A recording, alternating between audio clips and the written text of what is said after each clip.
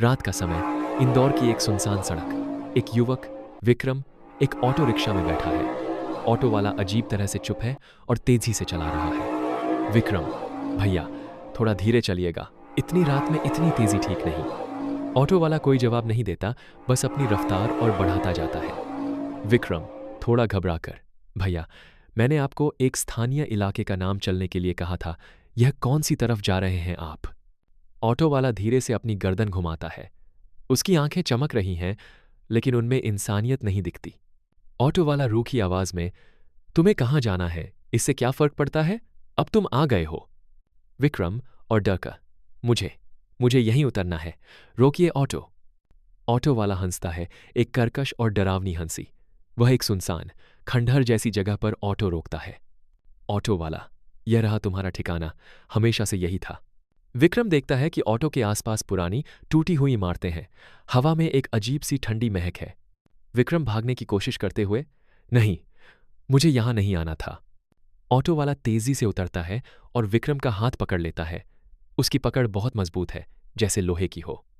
Auto वाला, तुम देर से आए हो, हम तुम्हारा इंतजार कर रहे थे। जैसे ही ऑटो वाला विक्रम को खींचता है, खंडहरों से और भी आकृतियां निकलती हैं, जिनकी आंखें अंधेरे में चमक रही हैं। विक्रम चीखना चाहता है, लेकिन आवाज उसके गले में फंस जाती है।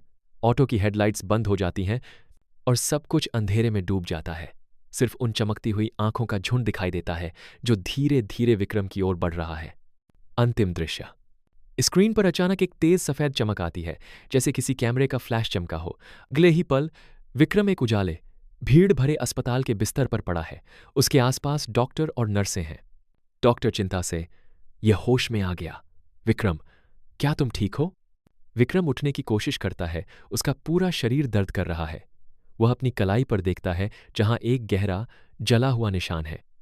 विक्रम कमजोर आवाज में, ऑटो, वो ऑटो वाला और वो आंखें। नर्स नर्म आवाज में, शांत हो जाओ बेटा, तुम एक भयंकर ऑटो दुर्घटना के शिकार हुए हो। तुम्हें रात को एक सुनसान सड़क पर बेहोश पाया गया था। विक्रम की आंखें बड़ी हो जाती हैं।